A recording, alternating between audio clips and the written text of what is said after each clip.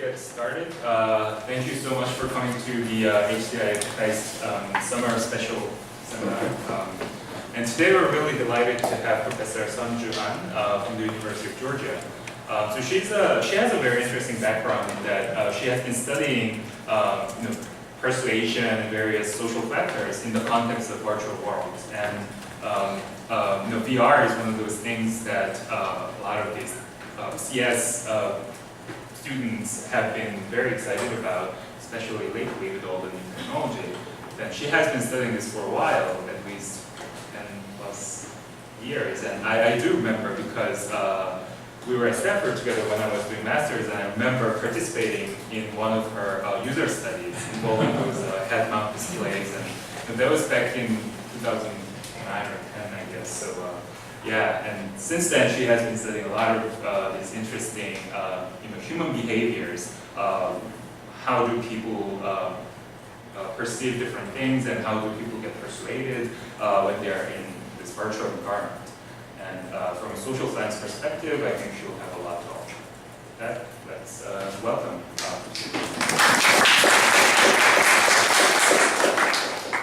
Yeah, thank you for the great turnout. I heard that it was over summer break, so I was thinking, maybe I'll give a talk to 3 people. But thank you for being here.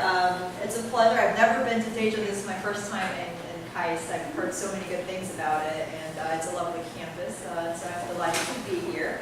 As Dr. Kim said, I started studying virtual reality back in 2006 at Stanford, and back then, a lot of people told me that I would never be able to get a job.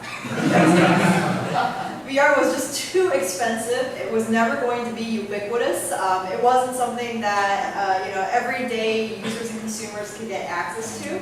And so, truth be told, it was a little bit difficult to try to get a job within this context back in 2010 when I was out on the job market. But it's been a while. So it's over the past decade. VR has surprisingly become kind of a hotly debated topic in terms of whether it is the next thing or not. Hopefully this time it'll come through. I have high hopes. It's a good time to be in this field. And so hopefully some of this talk will be informative, inspirational, give you some new ideas, perhaps a new approach to looking at virtual reality and its uses within social interactions. And so I come from more of a social science perspective on virtual reality.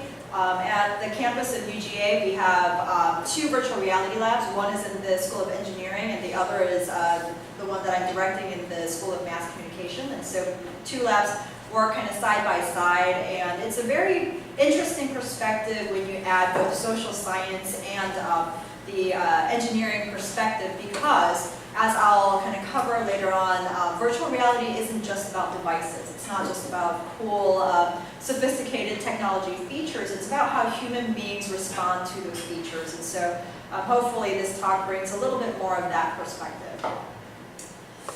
So virtual reality has been around for a while. The concept really hasn't changed much. It's basically using digital devices, as all of you know already, to recreate these digital sensory information. So we're trying to create layers of sensory information. For instance, can I get you to see, feel, and hear as if you're in the physical space? Now, over the years, the head-mounted display that you see was the device that we used in 2006, and that used to be $50,000. So I was always terrified of breaking it and not being able to graduate because I had to pay for it out of my work hours, I guess. And the cheaper version of the HMD was $30,000. The haptic devices that we used to use back then was $30,000. And so as you can see, the device itself and setting up a laboratory was just millions of dollars. Over time, so in the past 10 years, the devices have become unbelievably more accessible and affordable. And so the idea is still the same. We're recreating a lot of these sensory information and the layers of sensory information through digital devices, but the devices themselves have become really accessible. On the upper corner there you see a haptic force feedback device. It's the Knapp and Falcon, and that you can get about $200, $250. Below is a first generation Oculus Rift. I mean, these days I think they've reduced the price again so that now you can get it at around $500. The Microsoft Kinect is a motion detecting device, and that you can get any range from $120 to $180. And so as you can see, now it's become feasible that everyday consumers are able to purchase these devices for household use. And so now that brings us to really question, well, does the use of virtual environments change the way that we traditionally think about social interactions and persuasion and communication? Are they different? If so, how are they different? And do these effects last over time? And if so, how long? And so what we're interested in is not just virtual interactions, but whether they impact the way that we think and behave in the physical world. So do they carry over? And we talk about affordances a lot, so we know that it's not just about the devices themselves, but how human beings perceive and use those features. For instance, if I give you a cellular phone or a device with a lot of sophisticated features, but you don't know how to use these features are useless to you, right? And so these affordances really kind of bring together the human factors as well as the design feature factors. And so we have to consider both of these when we talk about the effects of virtual environments. And so some of these affordances are pretty unique or very strong in virtual worlds. One of them could be the acceleration of time. The dimension of time becomes really flexible within virtual worlds. We can go back in time, go forward in time, and we'll discuss a little bit about these applications in a few minutes. You also have vicarious experiences, so when I tell you about your future, I don't have to wait for you to experience that future. I can give you a very visceral sense, a visceral experience of that future without you having to pay any physical costs. I can also get you to literally become another being, another human, another animal, whatever it is, another entity by perspective taking. I can also get you to have full control over your physical appearances and build what we call our virtual doppelgangers. These are avatars that look physically completely like you, but can be controlled by another person. And so these virtual agents allow you to do a lot of different things with persuasion. We'll cover these in the coming slides. Now, I generally work with persuasion with digital media technologies, but largely in 3 areas. So I do health behavior, environmental behavior, consumer behavior. But most importantly, I think I'm really interested in how our virtual experiences change the way that we interact in the physical world, and then how our physical behaviors affect our virtual experiences and vice versa. So basically kind of an interaction between our virtual and physical worlds. So let's kind of begin with our health behavior. There's been a lot of interest in health behavior recently because now we're living longer, but we want to live longer as a healthy individual, right? We don't want to just extend our life. We want to be a healthy 80-year-old, a healthy 90-year-old, and so on and so forth, right? So lots of interest in health behavior. What we're really good at as an individual is that we like to put a very big psychological distance between ourselves and the risk issue.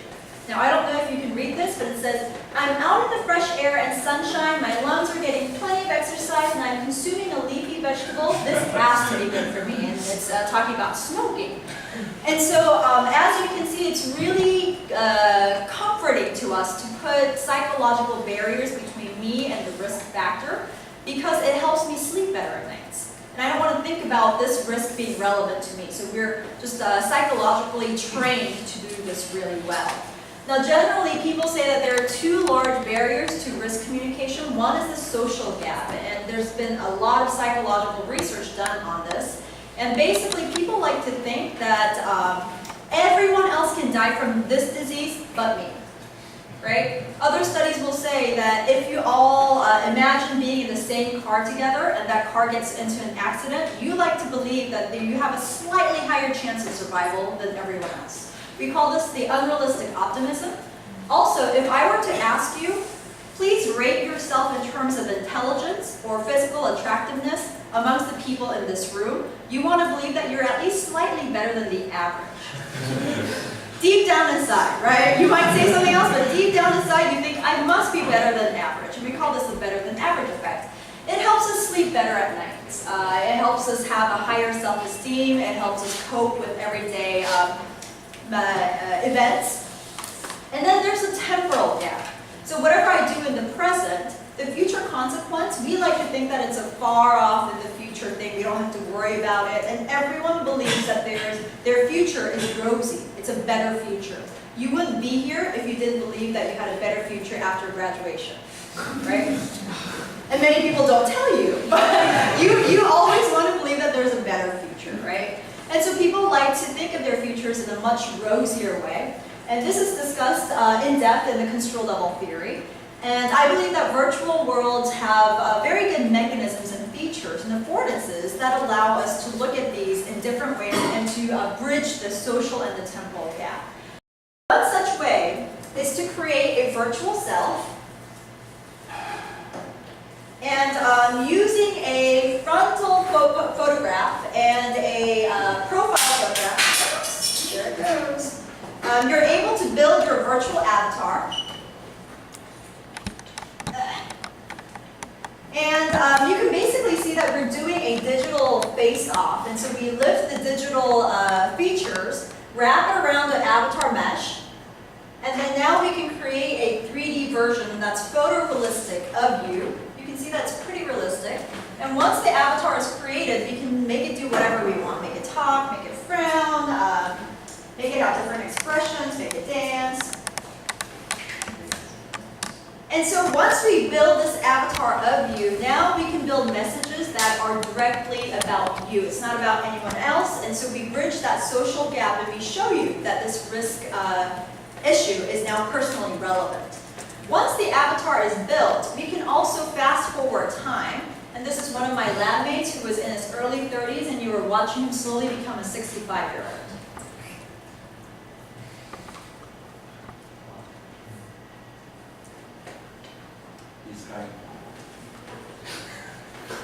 And so now we can show you the acceleration of time and show you future consequences that are about you, but are viscerally realistic.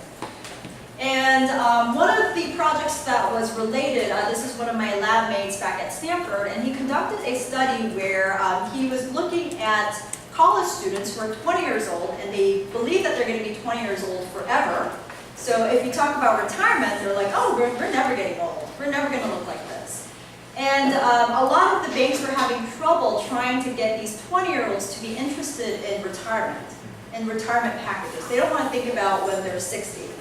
And so he found out that just by showing them the accelerated time, that this sort of simulation really drives that home. That realization that yes, you can get old, and yes, this is relevant to you, and yes, you should save for retirement. And so his studies show that when people are exposed to their virtual selves getting old over time, then they're much more likely to save for retirement and be happy to do so. Now, using these features, these affordances of making a personally relevant and accelerated time simulation of yourself, now we can think about risk messages that speak about future negative health consequences. And the state of Georgia is the headquarter of Coca-Cola. I don't know if you knew that. Atlanta has the headquarters of Coca-Cola. And because of that, a lot of the students' parents work at Coca-Cola. They grew up with Coca-Cola. UGA, a lot of the events are sponsored by Coca-Cola. You see a lot of it, no Pepsi. Pepsi is betrayal. You don't want to betray Coca-Cola. And it's one of those habits that seem really benign, right? You don't think that drinking a can of Coke will kill you.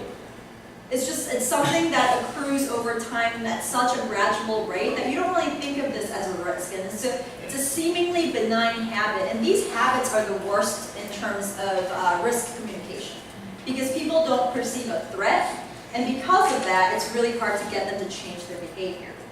And so we wanted to see if we can create a virtual simulation that gets people to feel personally relevant about this issue of drinking sugar-sweetened beverages and obesity, and whether we can show them an accelerated version of time passing to show them the future negative consequences.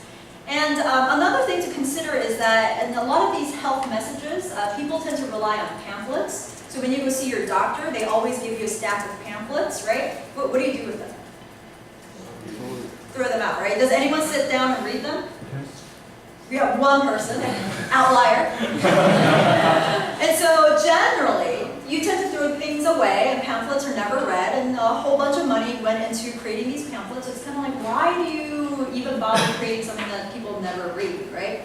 So we wanted to see if by showing them a virtual simulation, we can get them to be interested in looking at these pamphlets and remembering the information in the pamphlet. So this is actually one of the pamphlets created by New York's health department. And they created this pamphlet to let people know that if they continue to drink sugar-added beverages like soft drinks, then you will end up gaining lots of excessive weight. And I believe the statistic is that if you drink one regular can of Coke every single day, per year you're likely to gain about 10 pounds in excessive calories.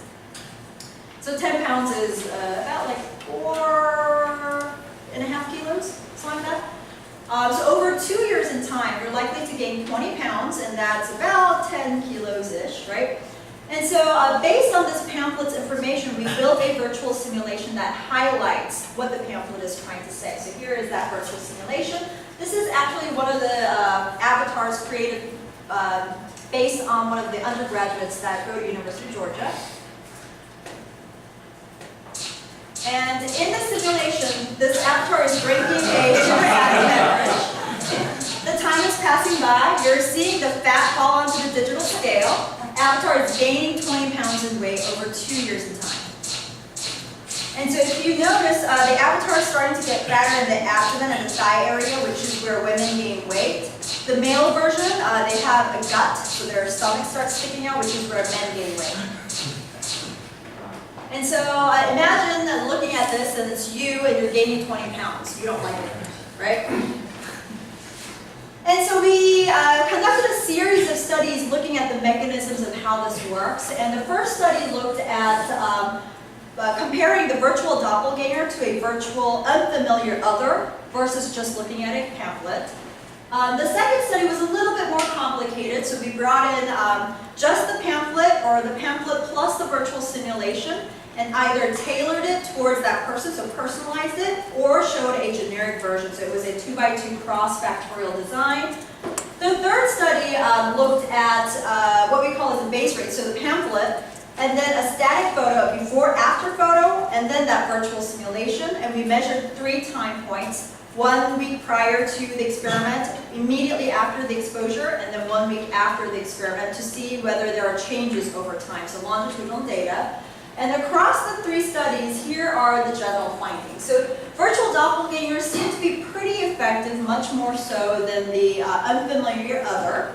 The risk message then becomes personally relevant because now it's about you. You see yourself gaining weight, not just another generic random person. And coupling the virtual simulations along with pamphlets are much better than showing you just the pamphlet because, again, people kind of forget about pamphlets over time. What's really interesting is that people tend to remember that risk perception and that effect lasts for at least 1 week out. So 1 week after the experiment, if you measure your risk perception, it's pretty strong. And it's fairly easy to use in a doctor's office, which is a good application. So if you, let's say, go see your doctor and you see this 1 to 2 minute simulation, you're much more likely to remember the information that the doctor gave you in terms of a pamphlet, more likely to read about it, more likely to be interested in that issue. And it would be a great kiosk solution where you can go into schools, community centers, anywhere with high traffic, and it's a fairly mobile and scalable system. So this does not have to happen like inside the virtual? Nope, you can carry it outside. It doesn't necessarily have to be, we did a 2D version of it that's fairly effective. Of course, the virtual reality, the much more immersive version might be slightly more effective, but when you think about scalability, it might not be as effective as going with a 2D kiosk solution. And so it would be a cost-benefit kind of analysis. Now, exercising. I don't know if you've ever seen this map before, but it's a CDC map of obesity rates, and the dark red indicates that over 30% of the population for that state is obese. So you can see that obesity is generally a big problem in the South. Particularly, you see the deep red states that are kind of concentrated in the southern regions. This is a 2014 map. You see that the red probably, I mean, it's still pretty red. Some of the deep red has gone away, but the red still accounts for at least a good third of the population, so we're still struggling with the obesity issues. Georgia is particularly high with the childhood obesity, and childhood obesity is really interesting because kids tend to be really active until about the age of 6, and then they start school at the age of 7, and then they start sitting a lot more, and then their screen time goes up. And so their physical activity rate really kind of goes downhill from there. And we find that if you are obese as a child, you are almost always likely to be obese as an adult. And so that time window of age 7 to 12 is a good opportunity for us to go in with a physical activity intervention. And so we think that this is a prime kind of a priority in terms of physical activity interventions. And we came across a really interesting study released by the American Heart Association. So it turns out that when humans own pets, even if they don't exercise, they have to walk their pet. And even if they eat junk food, they buy premium pet food. Isn't that funny? So even if you eat McDonald's and junk, you buy premium Purina pet food for your dogs. And because you have to exercise your pet, dog ownership in particular leads to greater physical activity, less obesity, less cardiovascular diseases, really favorable positive health indicators. And so a lot of the researchers tried to create intervention programs using real pets. And of course, they had mixed results because pets aren't systematic, right? Your dog will not say, well, master, we walked for 30 minutes today, so why don't we go for 35 minutes tomorrow, right? Your pet doesn't do that. And so we came up with the idea of creating a virtual agent that still has a lot of the human-pet relationship benefits, but can be systematic. So we pulled together an interdisciplinary team. So I'm from communication, we had engineering, vet, med people, extension services, and we created a virtual pet. And so we call this the virtual fitness buddy. And this was designed based off of the Bandura's social cognitive theory. So basically, each child can set and meet individual physical activity goals, and that is leading to self-efficacy. So they get to feel that they are confident in engaging in physical activity. And then as they engage in physical activity, the virtual pet becomes fitter, thinner, more responsive, happier. And so they get to see that vicarious benefit of exercise. And then if they meet their physical activity goals, they get incentivized by receiving rewards. So here's what the interaction cycle looks like. Every child receives a Fitbit Zip, and they meet their virtual dog wearing the Fitbit Zip. They walk up to a kiosk that is equipped with a LCD TV and a Microsoft Kinect, and I'll show you a video of this in a minute. And then the virtual dog will ask the child to set a physical activity goal. So it might be 30 minutes, 60 minutes, 90, whatever it is. And then the virtual dog will say, all right, now go and exercise, do whatever free-form physical activity to meet your goal. And once the child thinks that they've met his or her physical activity goal, they come back to the kiosk. The kiosk will automatically detect each child's Fitbit, download the data, and then evaluate whether the goal has been met. If the goal has been met, then the child gets to teach the virtual pet tricks. If the goal has not been met, then the virtual dog will say, you have 12 more minutes, go exercise and come back. So here's a quick video of the tricks that you're able to teach.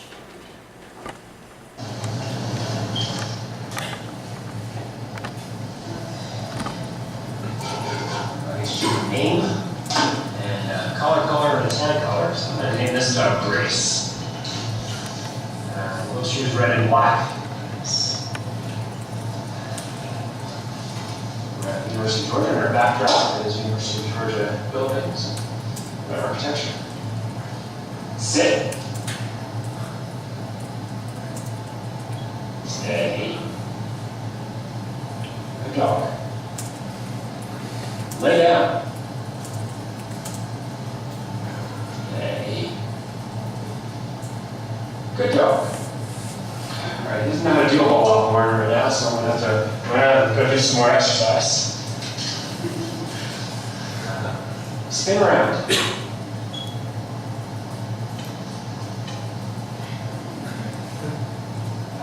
Stand.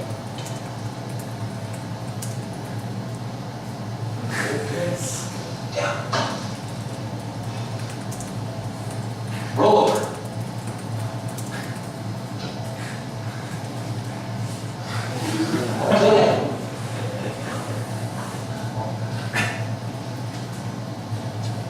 Moonwalk.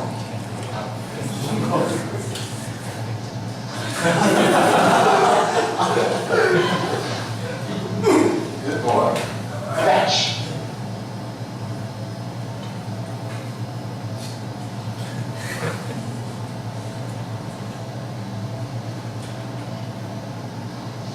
Speak. So that was kind of how you were able to play and interact with the dog. And we went into one of the largest summer camps in the state of Georgia to do a field test on this. And we collected about 60 children between the ages of 9 to 12. Median household income is pretty low, and this is kind of a good indicator of future obesity, and underserved populations tend to kind of be more likely to become obese later on. We divided the children into 2 randomized groups. The control group received the same thing but without the virtual pet. And so in essence, they were able to still set physical activity goals, receive feedback, but they weren't able to play and interact with the virtual pet. The treatment group actually got what you just saw in the video. And we went in with 2 stations for each group, so 4 kiosks in total, and the intervention lasted for 3 days. So 72 hours, and the children were free to set and meet as many physical activity goals as they wished during the 3 days. And the results tell us that the virtual pet got children to exercise 1.09 hours per day more than the baseline group, or the control group. And so it's really exciting for us because when we went into the summer camp already has a ton of activities. And so we were concerned about ceiling effects, in which we wouldn't be able to see the effects of the treatment because the kids were exercising too much already.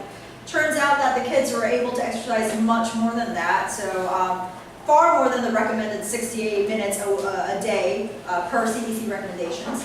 And we found out a really interesting pathway. So the virtual pet treatment leads to higher self-efficacy, so the belief that they're capable of engaging in physical activity, I guess the confidence, and then it leads to physical activity beliefs, which tested the extent to which the children believe that physical activity was good for them, and then that leads to exercising. But when you switch the order of the mediators, so that you switch self-efficacy and belief, it doesn't work anymore. Which means that if children don't feel confident about their capabilities of engaging in physical activity, then it doesn't really matter how much you tell them that physical activity is good for them. They need to be confident, and then they believe in it, and then they increase exercising. And so that was a really interesting finding for us. We asked the kids, what did you really like about the pet? And it was really interesting because the kids understood almost intuitively that their physical exercise meant vicarious benefits for the pet. So they understood that relationship without us having to explain that. So if you look at this, it says, when you exercise, it was really doing it with you, exclamation mark. It kept getting skinnier as we exercised. When you were bored, you could go and plug it in and work with it as long as you want. It was awesome, exclamation mark. So they really liked it. Well, it helped me a bunch to get moving because I knew I had to keep it healthy, so it made me get moving more. Spelling. It would get skinnier when you exercise, so they really kind of understood that relationship. I like that he was able to do what I do, and I also like that the further you get, the more tricks you learn. So they really kind of understood that relationship, liked it a lot. We also asked about some problems. What did you like least about this virtual dog? It was hard to tell him what to do. He was stubborn. I least liked the way that sometimes didn't listen to me. And so I think this is an artifact of us being in a summer camp with hundreds of kids running around, and the Microsoft Kinect is trying to listen to the vocal commands. And it had a lot of noise, and so sometimes it was kind of like, huh? And so I think they were complaining about that. And this is my favorite, you have to exercise. Boo, it made me exercise. I didn't like that. And so what's really striking is that over time, over the 3 days of the intervention, kids started really caring about the virtual pet. And so there was this one particular little girl who, this was her first time away from her parents, and so she got really homesick and she's crying. And so her counselor offered her a ride back to her cabin. And I mean, literally through her tears, she said, "It's okay, my virtual dog has to exercise, I'm gonna cry, but I'm gonna walk back to my cabin." And so they really started caring about the well-being of the virtual pet. It's a highly mobile kiosk. I was able to upload all of this, like load it onto my SUV, drive down to the summer camp and set things up really easily. The most expensive part of that kiosk was the furniture, the wooden part, because the laptops have become really, really cheap. And then the LCD television was super cheap, like $250 something. Kinect has become really cheap, and so the most expensive part is the wooden furniture. The Microsoft Kinect sold over 24 million units since 2010, which means that infrastructures are already set up.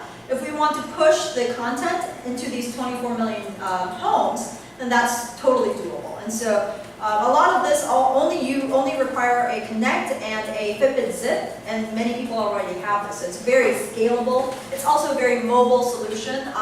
We've just been able to acquire a large NIH grant. It's a 3.6 million grant over 5 years, and we're studying kind of the longitudinal effects of this virtual pet. We're working with the YMCA of Atlanta, and we are going into 28 after-school programs across the metropolitan Atlanta region. We're also bringing in parents into the ecosystem, and so it's going to be a very big scale, longitudinal. I mean, this lasted for 3 days, but can we get effects over a year's worth of time? And so it'll be really interesting in terms of novelty effects. Do kids actually learn to make this a habit? Can parents also provide social support, and so on and so forth?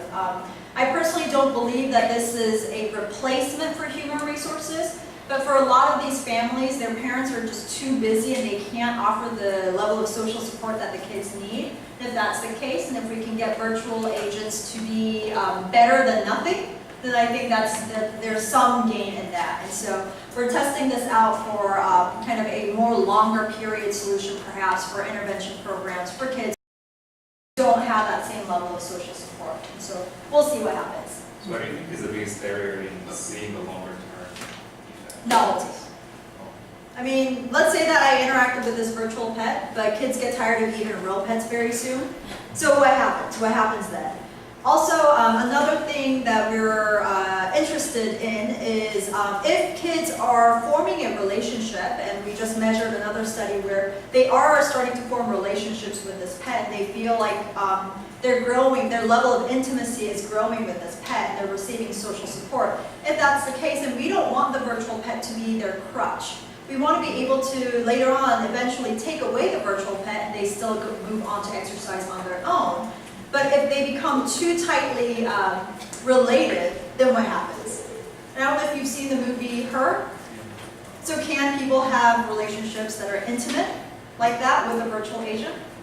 If so, what are the detrimental effects and what are the benefits? So these are really interesting questions, especially for children who are much more vulnerable to begin with.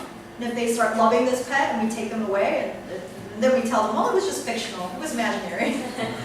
Then, my study's over. Yeah, exactly. And then what happens? And so lots of really interesting questions to look at, and no one really has done a longitudinal study of this scale, and so we're very excited for that. Here is another ongoing study. I found out that a lot of the southern states don't do proper education on sun-safe behavior. Tanning is a very popular activity. A lot of the tanning beds are actually placed right next to gyms, so that it's perceived as like a health benefit. And so people don't really think about sunscreen and using sunscreen, sun-safe behaviors. And a few years back, we tested out this study where we showed people avatars of themselves and growing melanoma and sunspots over time across 20 years. But we found out that if you threaten people and then kind of stop there, it's just not very effective. People are kind of like, well, I'm going to die anyway, so I'll just die looking pretty and tanned. And so now we want to test the dimension of time and give them the ability to turn back the damage by applying virtual sunscreen and see if that, we call it response efficacy, and see if that makes a difference in changing their present day behaviors. And so this is a quick video. So here is your virtual head, and you see time passing by in the calendar, you're being exposed to the sun, you're growing pretty leathery skin, sunspots, melanoma, you just don't look very pretty. And using a haptic device, you're able to apply virtual sunscreen and undo that damage. You can really feel like the bridge of your nose and your cheekbones, and so it feels pretty realistic. And so we're collecting data on this right now to see if that changes the way that they perceive what they can do to change that future negative consequence. So here's a quick look at consumer behavior. Coke's Share a Coke campaign was really successful because I don't know, do you know the Coke's current, marketing line? In every Coke advertisement, they have this line.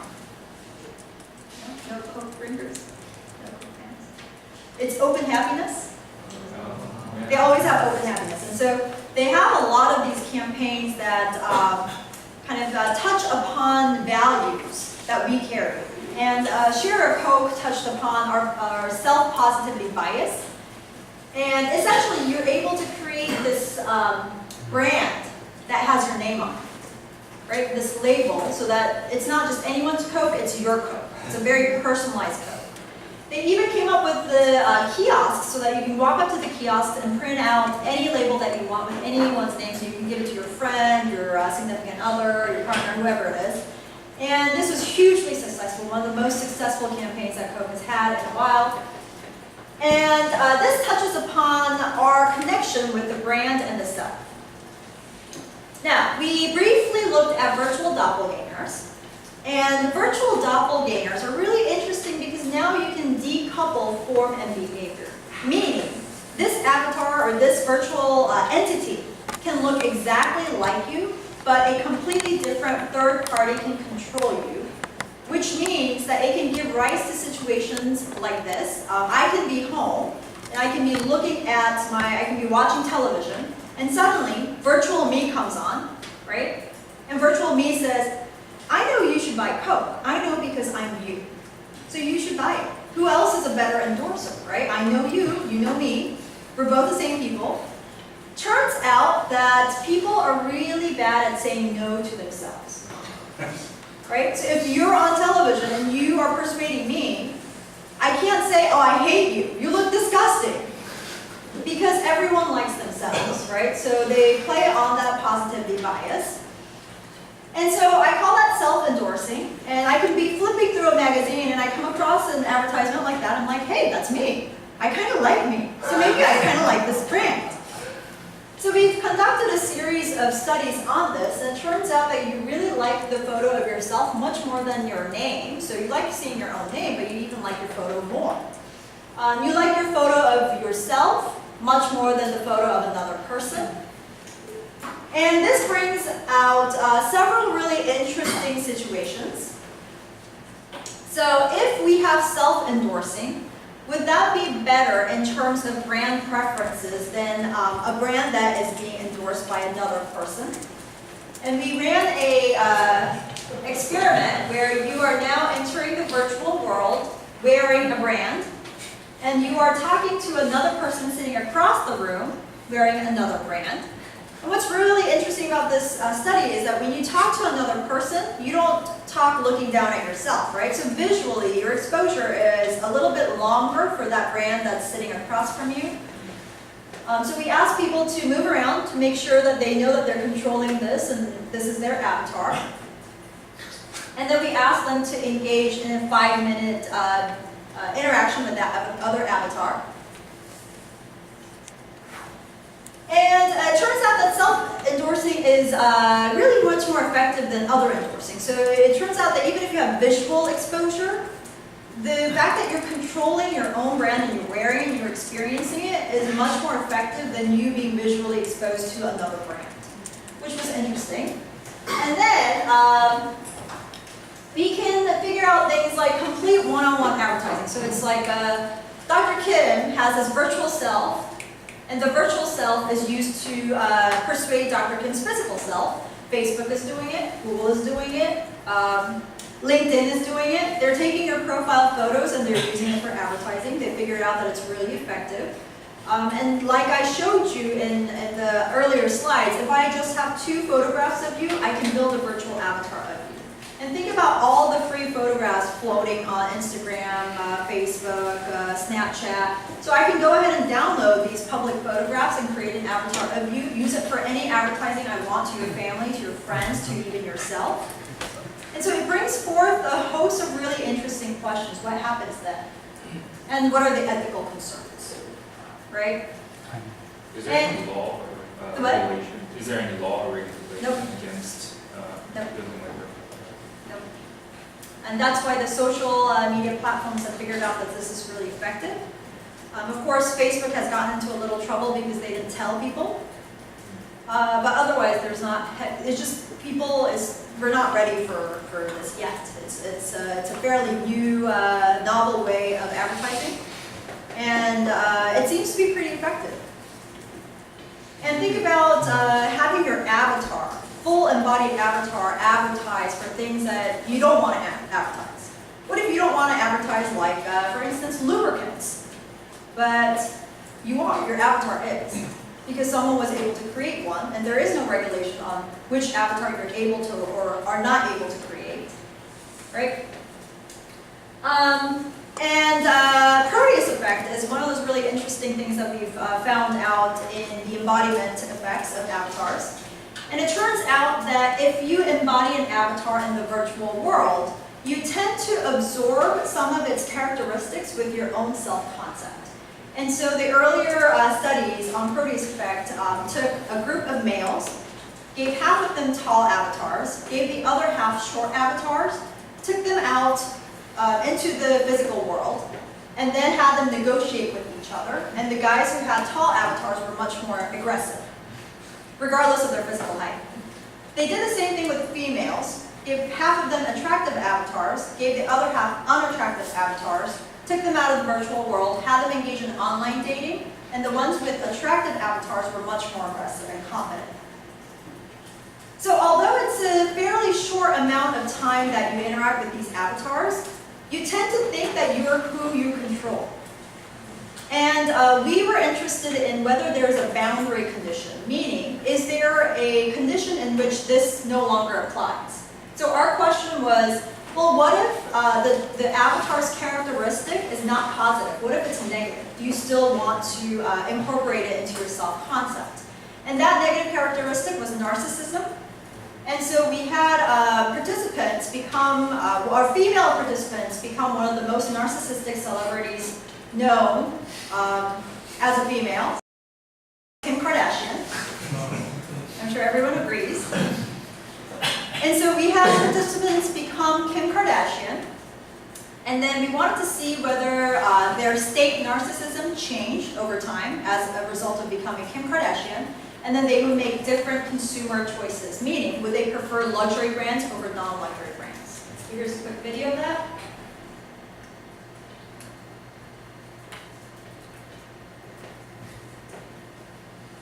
So there's a poor programmer. You're standing in front of a virtual mirror, and we have the participants do some head movements, bend the knees, and make sure that they understand that they are controlling and embodying Kim Kardashian. So they can look around, and now they are going to walk to these two pillars with a luxury brand on one side and a non-luxury brand on the other. And they're able to take a look at these brands. And when they make a choice, they throw it into the shopping cart. And basically, you're kind of looking at the future of shopping. And you can even try on the sunglasses and look at yourself in the mirror, too. It's pretty realistic, right?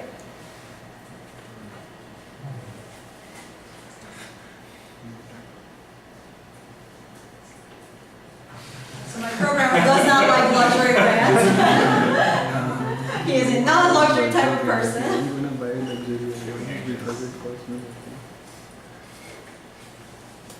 There's a Louis Vuitton bag and a Coach bag. Does not like luxury brands. Anyway. So this is a really interesting study.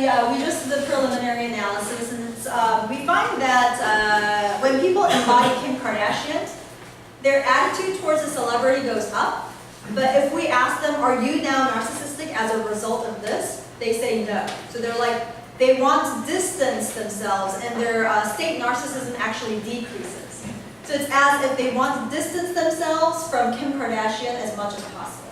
And so I think we are on the brink of finding a boundary condition, but we want to retest this with a positive celebrity, someone like Emma Watson, see if this still carries over. So we're doing a follow-up study on this right I now. think there might be some personality effects there as well. I mean, if you Yes. feel like you're if you like to follow these trendsetters, then I don't know. Yeah, so we measure baseline narcissism, and then we do an immediately afterwards, and then again 1 week afterwards. And so we control for the baseline narcissism, but it could be a different confounding factor of other personality variables. Maybe you're much more outgoing, extroverted, introverted, and so on and so forth. But there really hasn't been a lot of work on personality effects and proteus. And then, I don't know, do I have a lot of time? How much time do I have? Yeah, Okay, so let's do a really brief look at environmental risk. So the temporal and the social gaps are much larger for environmental risk, especially for risks that happen hundreds of years down the road. You just don't feel like the future negative consequences are personally relevant. So we have an even bigger problem here. So we wanted to look at this. This was the dissertation study that Dr. Kim was demonstrating. So we wanted to look at whether not saving paper is equivalent to cutting a tree down, and if that's the case, can we get you to cut a virtual tree down and really kind of emphasize the deforestation effect? And so we gave half of the participants this virtual simulation, the other half got a pamphlet on deforestation. And they were entering a virtual forest, and they can hear the birds chirp, and the water is running, and the wind is rustling the leaves. And we asked them to use this haptic device, that was $30,000 back then, to use this electric saw, and they could feel the vibrations of the saw as they cut this giant tree down. And as they're doing this, they hear the whirl of the saw, they feel the vibration, and the tree trunk ultimately falls over and crashes onto the virtual forest floor.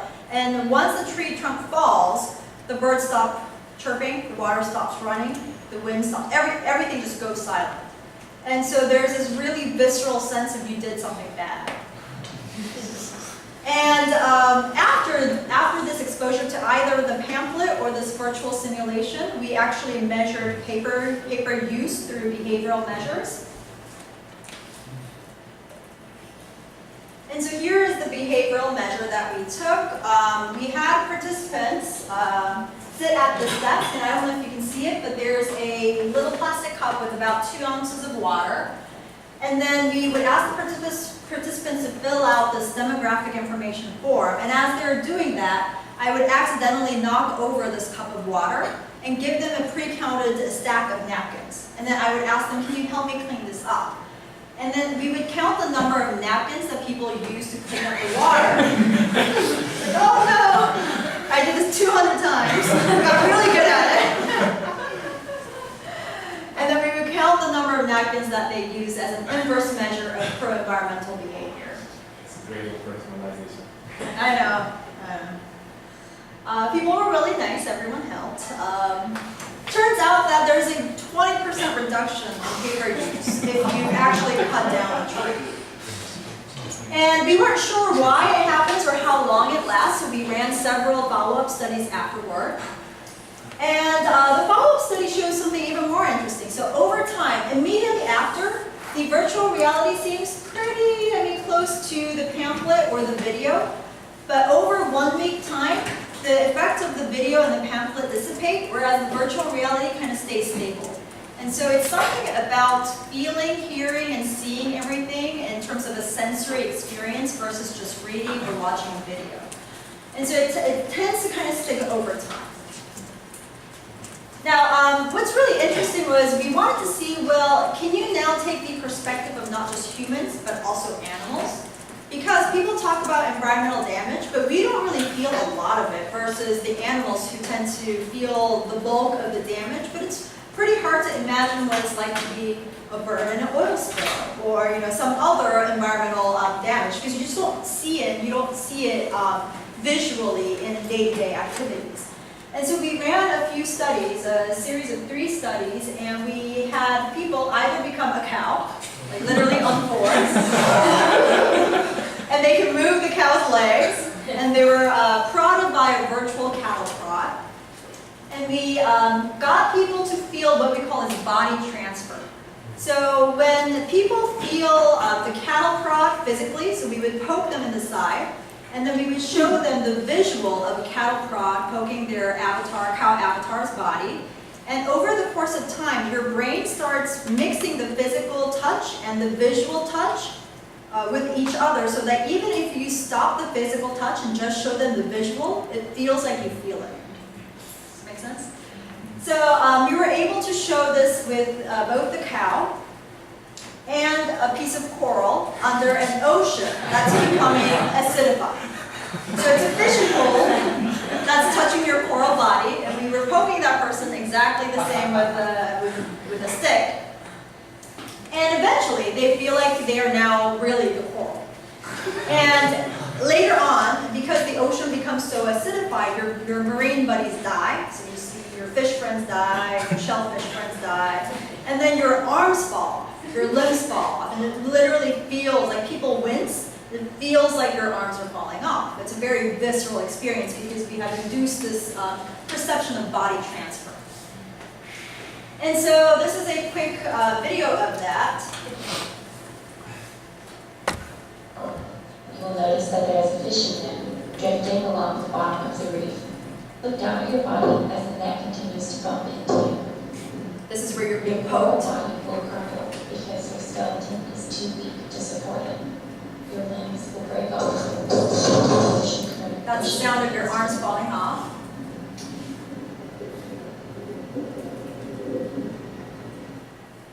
So we find that through both the perception of spatial presence and body transfer, eventually it reduces the temporal distance between you and the issue, the risk issue. Here it's ocean acidification. And then later on you feel much more involved and interested in that issue. You feel that ocean acidification is important. So you're much likely to be interested in reading more about this and doing something about it and so on and so forth. So ultimately, we're interested in these novel affordances, but it needs to be a greater focus on the human side of things and how human beings react and interact with these virtual elements. It can't just be device-oriented. So it turns out that it doesn't really matter how vivid that picture is. So the number of pixels might not really make a difference. It's more about, do we perceive this interaction to be real? And if so, how do we interact with the virtual elements in it? And so it needs to be a bit more focused on human attitude and behaviors. We're really kind of inching closer to an era of ubiquitous VR. So now the VR devices have become so affordable that it might be the case a few years down the road that every household, just like television, has a VR station. If that's the case, how will this change the way that we interact and communicate? And so now we're building a virtual reality class where no one needs to come to a physical class. I'll go in as an avatar, students come in as an avatar, we have everything in virtual reality. If that's the case, wouldn't that be great? You don't have to come to school anymore. No more meetings. You can be in your pajamas, lying on the sofa, and still attend as an avatar. So we're trying to see if that will be effective, reduce transportation. And you really have to think about the unintended effects of VR too. The technology is developing at such a breakneck speed that we're not really thinking about the unintended effects. What about the vulnerable audiences? What about children? What about more seniors? And do we have ethical concerns? For instance, think about identity theft in virtual reality. Right now we're worried about social security numbers, we're worried about our credit card information, but this is me. This is literally my body being used by another person. So identity theft will be a completely new level of crime in terms of its threats.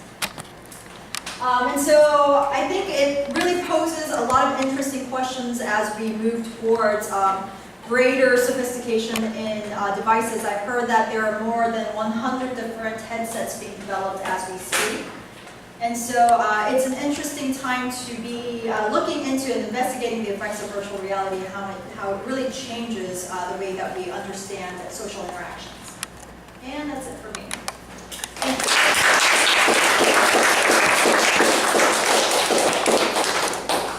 Okay, time for a few questions. So I have one question. First of all, thank you for your great talk. I really think that the studies that you have approached was very interesting, and I find this was also very interesting. So I think the virtual reality and the virtual reality and virtual environment is slightly different, right? And then sometimes you use 2D kiosks, and sometimes you use the virtual reality head-mounted display. And then what do you think is what's the most important differences between the two, including and how we can just use different modes of the user interface in virtual use cases? Yeah, so there's been a recent study on the level of immersion and how much immersion is sufficient. And it turns out that things like image quality and vividness don't really matter. What really matters in terms of influence and persuasion is the ability to track behavior, so interactivity, and whether there's behavioral reality. So if something responds the way that I expect it to respond in a social situation, that's much more important than having a vivid picture. Okay, I see. So many of my friends are actually just doing some research related to virtual reality. And then I guess like the one difficulties they're facing is that it is really difficult for just users to actually just decide to take that virtual reality. Because it's so cumbersome. In a way, cumbersome, right? So I was also wondering how we can just facilitate them to use that type of Yeah, I think that's a part of the reason why a lot of people are looking at augmented reality, like Google Glass or Microsoft HoloLens, as kind of a midpoint between completely immersive VR and lower immersive 2D environments. And what I think is going to happen over the years is just like our cell phone has developed from a phone device to a computer, what we call as virtual reality, and augmented reality, and mixed reality will eventually all converge to a single device. Right now, the devices decide what we call our virtual and augmented. But eventually when they converge, it'll be some form of a mixed reality that allows us to kind of control the level of immersion that we want for that specific purpose. Because for some things we want to be completely immersed and forget about the fact that we're in the physical world.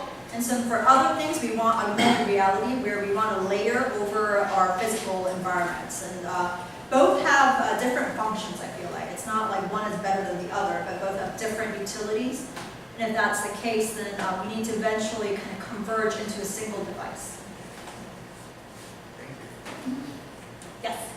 Thank you so much for this presentation and talk. You truly transcend disciplines, right? So you connect from computer science, electrical engineering, to maybe psychology, and the part I liked best personally was the ethical parts, right? Mm-hmm. So you mentioned ethics in two ways, the use or possible abuse of such virtual reality and immersion systems, but also you gave examples of positive use for educating people, for giving positive ethical feedback about, for instance, the caffeine free.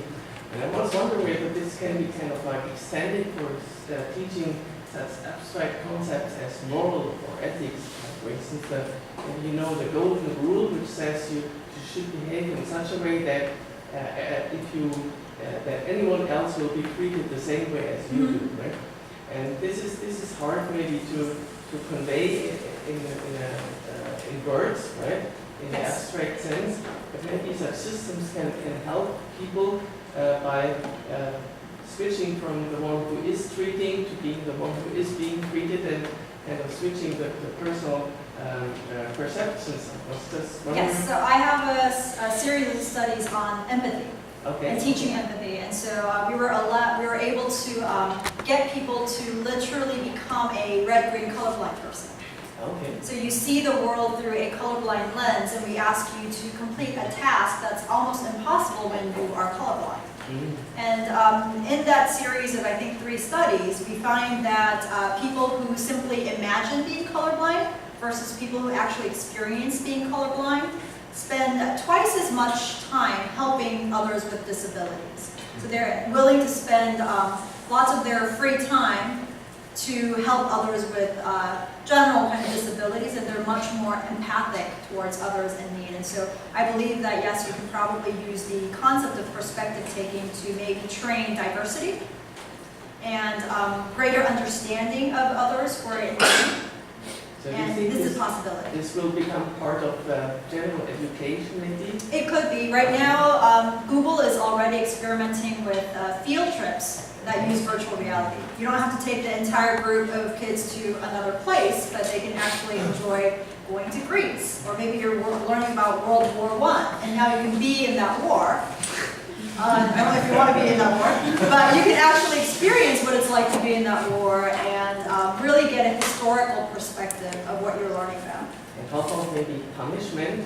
You know, usually people used to have to go to prisons. Now they wear these virtual around your wrist, right, which restrains your movement virtually. And maybe the next step is to be punished as a simulated individual, like the Walker plan, right? Yeah, we have IRBs, and they won't let us do that. But one of my students is looking at a really interesting question. So she's testing the prisoner's dilemma, but usually the prisoner's dilemma is looking at forecasted outcomes as a numerical information, but now you literally have to go to prison, a virtual prison. So if that's your outcome, now you're really thinking about what the prisoner's dilemma truly is. And so it's an interesting question. Thank you so much. I just have a quick question on the weight gain experiment you did. Were there people still in disbelief after watching the virtual propaganda? I think it's not a matter of belief or disbelief. I think everyone knows that this is a virtual simulation and it really hasn't happened to you, but this is a potential scenario. And so we're able to get you to change what we call as time perspective. So everyone has a different time orientation. Someone is, some people tend to kind of look further out at future consequences and work towards that. Other people are much more present oriented. And so if we're able to kind of budge that so that you look a little bit more out into the future, I think that's where a lot of the motivation to change your present behavior lies. And so it's not a matter of do you believe that this can be true, but it's more of are you able to better visualize what can potentially happen. Do you think as more and more people get more familiarized with VR and AR, MR, do you think some of these effects might see weaker? Yeah, habitualization, yeah. probably. I think because if you look back in time, when the first locomotion movie came out, so the first, I guess, moving films came out, they had one where a train, black and white train, was slowly approaching you, and people were so scared that they screamed and they ran out of the theater, and they thought it was real, it was coming for them. But now it's nothing, right? However, we like to talk about examples where you still go to the movies, right? So you know that this is fake. You go to watch a scary movie and you still jump. Right? Why do you still jump when you know that it's, you bought the movie ticket, you're eating popcorn, you know it's fake. Why does it still make you jump? And so we think that there's an old part of your brain that prepares your body just in case, and that will never go away. The fight or flight instinct will never really go away because we're still animals. And so although virtual reality, some of the novelty will eventually wear off, ultimately, I think our brain likes to kind of make sure, just in case it's real. Because we still feel that for movies, right? You still feel tense. You know that there's a person jumping out at you. You just know it, right? The music tells you. So you already know, but you still jump. And it's weird. It's like our brain just that part never really goes away. Weaker, it might not be as novel, but it might not never completely go away. So I think my background is information visualization, and then many people are a little bit skeptical of using suite visualizations for just exploring the information. Mm-hmm. And then I was wondering if there's some case where virtual reality can just be used to just help people to actually explore the information, to make some decisions or find some patterns or something like that. Do we have that type of approach in virtual reality? So there are some educational applications where they might have an actual instructor avatar, and they go through the motions, and so they're learning the information, but learning it in a much more experiential way. Because I think there are different ways of learning the same information. You don't have to base it just on text. For instance, if you can actually move around the data points within virtual reality, I think that would maximize the benefits of virtual reality.